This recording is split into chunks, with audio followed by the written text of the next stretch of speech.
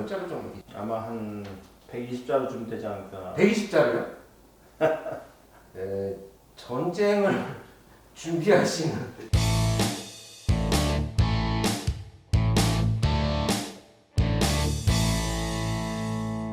자, 여기 드디어 총기 관련 이야기를 우리가 나누고 있는데요. 총이 등장을 했습니다. 야, 근데 집에 이런 총을 갖다 놓고 있으면 어느 놈이 들어다가 그냥 진짜 망한다고 봐야 되겠네요.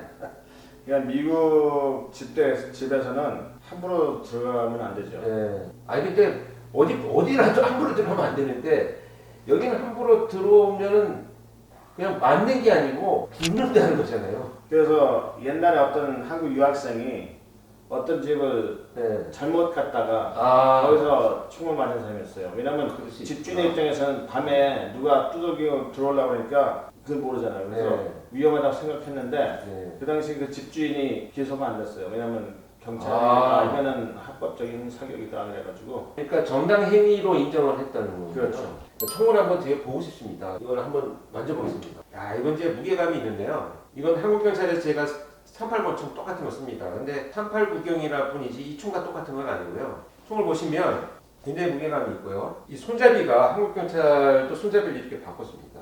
그래서 예전에 제가 초입 쓰던 거는 그 미국에서 수입을 한 총을 쓰다 보니까 손이 안 맞아요. 그래서 이걸 손을 바꾸고 손가락에 걸 수 있도록 해놓고. 근데 이건 뭐 총이 이제 요 정도 되는 것 같아요. 네, 그게 지금 6인치짜리 총신이니까 그것도 2인치 정도, 한 5cm 정도 작다고 보면 딱 이 정도가 짧은 권총과 아주 모양은 비슷합니다.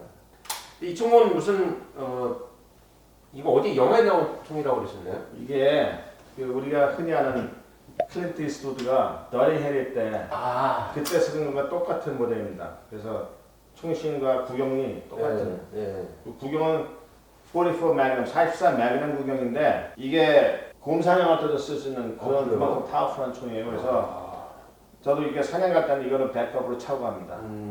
그러니까 사냥 라이플은 들고 가지만 허리에다 이걸 차고 혹시 범이나 이렇게 나올지 모르니까 그래서 항상 갖고 다니죠 이거는. 야, 그러니까 클린트 이스트우드가 그때 나온 영화 내용을 보면 어찌 됐건 너는 죽는다 이런 말인데. 근데 이걸로도 자살한 사람이 있었어요.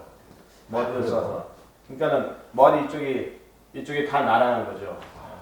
근데 이제 이 총구를 컨택을 해갖고 접사를 해갖고 쏘면 또 그 특이점이 있어요. 그래서 그걸 보고 이 사람이 여기 대고 자살했구나 그렇게 또 알 수 있겠죠. 보통 이제 그 총알이 발사되면서 타가지고 피부가 이게 검게 보이는 그런 현상들인가요? 그거는 이 접사보다는 근접사가 그게 근접사에서. 훨씬 많이 나타나고 접사 같은 경우는 여기가 이 가스가 들어가면서 피부가 늘어나면서 찢어집니다 이렇게. 그래서 이게 이런데 이렇게 별같이 찢어지는 거고. 그다음에 이런 경우는 프레셔가 세기 때문에 일로 밀려나가니까 여기 많이 터지고 크게. 그다음에 이 눈 쪽에 멍든 자국이 보여요. 그냥 프레셔가 세니까. 그게 그 접사의 특징 중 하나예요. 그래서 그런 걸 보고 이 사람 이거는 접사에 의한 충성이구나 그걸 알 수가 있죠. 그러니까 현장에서 일단 볼 수 있는 중요한 단서들이 많이 있구나. 그렇죠. 이 총은 이제 흔히 군대에서 쓰던 911 4.5경 총인데 이것도 제가 이제 파트너 사다가 제가 직접 조립한 총이에요. 직접 조립하셨습니까? 여기는 그러면 미국에서는 부품을 가져다가 조립을 하면 그걸 그냥 인정을 하나요? 왜냐면 등록기라든가. 이 프레임에는 그 정보가 있습니다. 시리얼 넘버도 있고. 그래서 이게 프레임을 살 때는 등록이 돼요. 그래서 요거만 사가지고 나머지는 이제 그냥 있는 부품이라는 걸 해서 쏘면 그렇게 되는 거죠. 무게가 진짜 비슷해요. 무게가. 이게 쇠가 더 많은 것 같은데 이게 어떻게 무게가 비슷하죠? 이게 길어서 그런가? 그럴 수도 있죠. 자, 여러분들 이게 이제 그 크리스마스 날 애들한테 사주는 장난감 권총이 아니고요. 군에서 쓰는. 근데 이게 손잡이에 보면 이 표면이 거칠어요. 그래서 아마 미끄러지지 않게 이렇게 만든 것 같아요. 이거는 제가 이제 저격용 총으로 만든 건데 이제 흔히 말하는 7.62 저격용 총을 쓰는 건데 이거는 이제 조준경이 10배짜리입니다. 이걸 보면은 이 안에 텀이 있어요. 그래서 100, 200, 300, 400, 500. 그래서 100야드에 맞춰놓으면은 800야드까지 그 라인만 맞춰주면은 네. 총알이 맞는다는 건데 저희 옛날에 테스트 했을 때 100야드에서 600야드까지 한 발에 첫 발에 다 맞았어요. 야. 그리고 이제 이거는 제가 이게 페인트를 칠한 건데 예를 들어서 산속에서 작전할 때 같은 때는 이게 눈에 띄면 안 되니까 이거는 작동 방식이 장전한 다음에 방아쇠 당기는 걸로. 네. 그래서 이 작동 방식이 보통 스나이퍼 애들이 이게 저격수에서 그렇죠. 가장 네. 보편적인 네. 그런 방식이죠. 영화에서 많이 본 것 같습니다. 근데 이제 누가 쓰느냐, 그걸 어떻게 운영하느냐가 중요하죠. 아 진짜 멋집니다. 이거는 그 굉장히 익숙한 총처럼 보이는데. 예, 이거는 흔히 말하는 이제 M16을 요새는 그 국내에서 M4라고 좀 짧은 걸로 만들어졌었습니다. 그래서 군용 M4에 반자동, 일반 시민들이 살 수 있도록 만든 총이죠. 그래서 이거를 캘리포니아에서는 네. 이런 총을 이제 못 사요. 왜냐면 그 규정이 있어서. 근데 이거는 저희가 오래전에 사갖고 그 등록 기간이 있을 때 등록해온 거라 이대로 쓸 수가 있어요. 제가 한번 들여다보겠습니다. 오, 빨간 점이 한가운데 보이는. 이야, 근데 총 무게가 상당히 무겁습니다. 제가 군대 있을 때 쓰던 M16 그리고 작동 방식은 똑같은데 M16보다 조금 무거울 거예요. 이게 네. 다 달려 있어가지고. 무겁네요. 알겠습니다. 이야, 총 구경하다가 밤샐 것 같습니다. 다양한 총들, 총 몇 자루 정도 있죠? 아마 한 120자루쯤 되지 않을까. 120자루요? 네, 전쟁을 준비하시는. 오랫동안 이렇게 이제 수집하고 쏘고 아, 그러니까 지금 네. 늘어난 거죠. 나중에 이렇게 뭐 박물관 같이 만들어가 전시장 같이 해가지고 그 각 총의 역사나 뭐 이런 거 해도 제가 꼭 한번 오겠습니다. 구경하러. 자, 이제는 그렇다면 이제 법정에서뿐만 아니고 뭐 현직에 근무를 해오시면서 대표적으로 이런 사건들이 좀 애매했는데 내가 감시를 해보니까 뭐 반전이 있었다 아니면 또 기억이 난다 뭐 이런 사건이 있으면 소개를 한번 해주셨으면 좋겠습니다. 제가 은퇴하고 나서 변호사로 일한 사건이 아마 한 180건 정도 된 것 같아요. 한 5년 사이에. 근데 상당히 많네요. 어떤 사건은 제가 봤을 때 이제 그 검찰 측에서 이거는 완전히 그게 초형 스타일로 했다. 그런데 그때가 이제 샷건으로 그러니까 산탄총으로 했는데 제가 그거를 그 탄도 계산을 했을 때 처형 각도가 안 나왔다는 거죠. 왜냐면 샷건은 특히 그 패턴 사이즈가 예. 거리마다 달라지니까. 그럼 그 몸에 있던 샷건 패턴 사이즈를 제가 계산해서 얼마 정도. 근데 이제 저쪽 전문가가 뭐 6피트에서 네. 9피트 사이라고 이제 네. 했으니까 나는 이제 나랑 비슷하니까 그거는 이제 그걸 팩트로 받아들여서 그걸 계산해서 앵글을 각도하니까 너무 차이가 많은 거예요. 그래서 그거는 도대체 그렇게 나올 수 있는 각도가 아니다. 이렇게 네. 처형을 했을 때는. 네. 그래서 그거를 제가 증언을 해서 1급 살인이 2급 살인으로 낮춰준 것도 있었고. 네. 그 다음에 이제 어떤 경우는 쪼가리가 조금 나오는데 검찰에서 이게 이 사람이 쏜 총알이다. 네. 근데 저는 그거 보고 도대체 이 총알 쪼가리가 나올 수 없는 그런 상태다. 다른 것을 다 비교해 봤을 때. 그래서 그 당시에 그 사건도 무죄로 된 게 있습니다. 네. 그래서 내가 이 사람을 변호하려고 하는 게 아니고 그 전체적인 그 사건 개요와 증거를 봤을 때 일어날 수 없는 사건이면 내가 얘기를 하죠. 그렇죠. 네. 그러니까 결국은 이제 한국이든 미국이든 뭐 섬에 계시든 여기 LA든 사실 우리 CSI 의원들이 중요한 것은 실체적 진실을 밝혀서 단서를 가지고 제대로 된 재판을 하도록 하는 것이 가장 큰 목표다 이렇게 생각합니다. 그렇죠. 그래서 제가 일할 때도 검사가 저한테 증언을 유도한 적이 있어요. 네. 이렇게 될 수 있지 않느냐. 그래서 나는 아니다. 그렇게 될 수가 없다. 그래갖고 그렇게 전화로 이메일을 여러 번 했는데 한 번은 이제 제가 이제 열이 올라와가지고 네. 이메일을 썼어요. 네. 검사한테. 그리고 나서 그걸 보내기 전에 제 옆에 있는 친구한테 야 이거 이메일 좀 확인해 했더니 네. 이대로 보면 안 된다고. 이대로 보내면 안 되니까 욕을 되게 순환을 해가지고 욕을 쓰셔야 된다고 욕을? 거의 그랬죠. 감히 검사한테. 아니 근데 그거는 자기가 이렇게 설명해도 못 알아들으면 그렇죠. 전문가장을 안 받아들이니까. 근데 그 케이스가 결국은 미스트라이얼이 됐어요. 아. 그래가지고 재판이 성립이 안 된 거예요. 네. 이 검사가 제대로 그걸 못 해가지고. 그게 욕심을 냈구나. 그래서 그 다음 재판에는 예. 다른 검사가 해가지고 예. 그 재판이 제대로 끝났어요. 그래서 그때는 이제 유죄를 받았는데 예. 그 첫 번째 검사가 시도했던 걸 안 하고 다른 방법으로 해가지고 그렇게 됐습니다. 그래서 그런 일화도 있죠.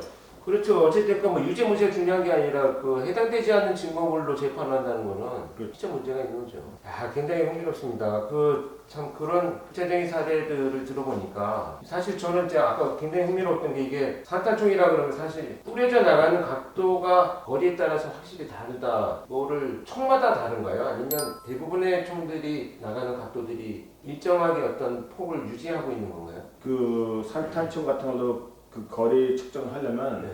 그 총이 있어요. 그렇죠. 이제 그 그걸 총. 쏴봐야 되겠죠. 그 총과 그 똑같은 탄. 음. 근데 이제 일반적으로 얘기를 했을 때 총신이 짧을수록 더 잘 퍼지고 많이 긴 총보다 가까운 거리에서 더 많이 퍼진다는 네, 거죠. 네. 그 다음에 샷건은 이 총구 끝에 초크라는 게 있어요. 초크가 뭐냐면은 한 탄을 얼마 정도 이렇게 퍼지게 컨트롤해주는 그 구경인데 네. 풀 초크는 타이트하게 더 멀리 가고 실린더는 가까운 거리에서 멀리 퍼지게. 네. 예를 들어서 뭐 비둘기나 메추리 같은 거 잡을 때는 가까운 거리에서 잘 퍼져야 되거든요. 네, 그러면 네. 실린더 초크를 쓰고 네. 그다음에 꽁이나 이제 좀 더 큰 동물을 큰 새를 멀리서 잡을 때는 아. 풀 초크를 쓰고 네, 네. 총신이 좀 긴 거를. 네. 그러니까 만약에 제가 그 무죄로 그러니까 1급산이 2급산으로 내려간 그 케이스에서 이게 권총탄이나 소총탄이었으면 힘들었을 거예요. 네, 근데 샷건은 거리마다 이렇게 퍼지는 그 패턴 크기가 있기 때문에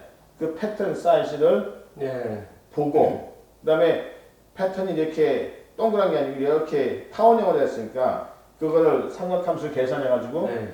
이제 몇 도에서 이제 아, 그 각도가 나오니까 그걸로 해서 제가 이제 계산을 해서 그거를 이제 설명을 한 거죠. 코트에서. 그 삼각함수는 정말 어디에도 나와서 사람들을 괴롭히네요. 그러게요. 별로 좋아하진 않았는데. 혈흔 형태 분석할 때도 삼각함수 하잖아요. 그렇죠. 뿌려진 피에 혈흔의 지름의 크기를 재가지고 네. 삼각함수를 하는데 학교 다닐 때 제가 그런 생각을 했거든요. 이놈의 삼각함수를 배워서 내가 어디다 써먹나. 사실 살다 보면 어떤 업무에서든지 적용되는 건 있는 것 같아요. 우리가 그 물리학이나 그 수학에서 배우는 많은 것들이 이런 데는 도움이 많이 돼요. 네. 근데 저는 결국은 제가 그래도 잘 못해서 잘하는 사람한테 그냥 의뢰를 해서 저도 우리 아들한테 이메일 보내서 아들이 보냅니다. 옛날에 한번 이게 순순히 이렇게 또 자백을 하십니까? 공기총 그 사건이 있어가지고 공기총 무게하고 그다음에 공기총이 이 총구에서 나는 속도를 해가지고 계산해서 그 탄의 에너지가 있어요. 네. 그거를 계산해달라고 그랬는데 10분 안에 딱 이 공식하고 해갖고 딱 왔더라고요. 네. 그래서 이제 그 학비에 잤었습니다. 네. 여러분 지금까지 데이빗 김 교수님의 아들의 자랑을 잠시 들으셨습니다. 근데 산탄총 그 사건 얘기하다 보니까 그런 총으로 산에서 뭐 껌이나 이런 거 잡으면 먹을 게 좀 남아 있을까요? 사람들이 그걸 먹다 보면은 그 현재 그 산탄이 가끔 나와요. 그러면 그래요? 먹다가 퇴 뱉고 그러니까 요만한 새한테 총알이 50발 나가버리면 먹다가 총알 나오겠네 진짜. 그런 경우가 많죠. 보통 그렇죠. 야, 세상에서. 흥미롭네.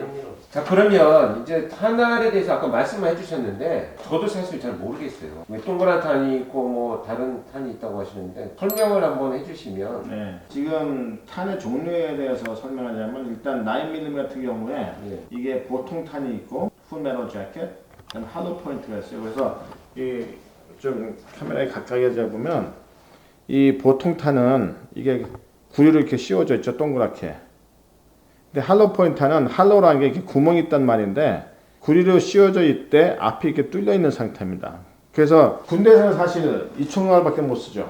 네. 그 헤이 컨벤션에 의해서 살상이 아니고 이제 그러니까 incapacitation 그래서 다치게만 하든지 네. 범인을 바로 제압하기 때문에 가장 효과가 극대화된 이런 탄을 씁니다. 그래서 제가 그걸 쏴봤는데 물탱크에 쐈어요. 네. 그래서 보시면은 오른쪽은 지금 한국 경찰이 쓰는 납탄 같은 거예요. 아, 납탄. 네네네. 가운데는 아까 이게 말씀드린 이 보통탄. 네네. 왼쪽은 이런 할로 포인트 탄입니다. 그래서 보시면 아시겠지만 이게 들어가면서 안에는 많이 상처를 주죠. 야. 그리고 이 앞에 구멍이 이렇게 퍼지면서 그 하이드롤릭 그 샥이 들어가는 거예요. 네. 그래서 데미지를 주면서 샥을 주니까 그 효과가 극대화되는 겁니다. 네. 그래서 경찰관들은 이런 탄을 씁니다. 야, 참 여러 의미가 있네요. 그렇죠. 한국 경찰은 어떻게든 살려야 된다. 표적지도 다리만 있는데 이 총알 자체가 다르네요. 근데 다리를 쏴서 문제가 뭐냐면 이 대퇴부에 그 대동맥 같은 거. 대동맥 지나가죠. 그 다리에 대동맥을 다치면은 직사죠. 거의 고칠 방법이 없어요. 네. 현장에서는. 그렇기 때문에 이 다리 쏘는 것도 사실은 그게 좋은 방법 아닙니다. 네, 그리고 이 모든 상황에서 보면 사람이 움직이기 때문에 총격전이라는 게 딱 서서 쏘는 게 아니고 움직이는 상태에서 쏘기 네, 때문에 네. 맞추기도 힘들고 예. 만약에 맞추기가 힘들어서 총알이 빗나가면은 누군가 맞을 수 있기 때문에 그렇죠. 저희 같은 경우는 이 큰 타겟에서 쏜다 이거죠. 아. 그래서 그걸 미스할 찬스가 네네. 적게. 네네. 예. 예, 저는 이제 설명을 듣고 이해가 됐습니다. 이 좀 사실 굉장히 의미를 부여하자면 여러 가지 설명할 게 많긴 한데 그만큼 경찰이 국민 안전을 위해서 범인을 빨리 제압하고 또 다른 범죄로 이어지지 않는 것을 목표로 차단하는 의미를 갖고 있다는 거 아니에요. 사실 우리 한국하고는 좀 정서나 문화가 다를 수 있지만 그렇죠. 그렇게 되기까지 수많은 아마도 한국에 비슷한 상황들이 있어 왔기 때문에 경찰이 이런 단호한 응징이 아니죠. 사실 단호한 대처죠. 제 생각에는 한국 경찰의 그 총기 사용 지침도 좀 바뀌는 게 네. 아마 좋을 것 같다고 생각합니다. 네. 아마 지금 많은 논의들이 일어나고 있기 때문에요. 변화가 있고 이제 앞으로도 아마 한국 경찰들한테 은퇴를 하셨으니까 미국에서는 기회가 되면 오셔가지고 이런 교육과 전문적인 지식을 좀 같이 나눠주셨으면 좋겠습니다. 고맙습니다, 여러분.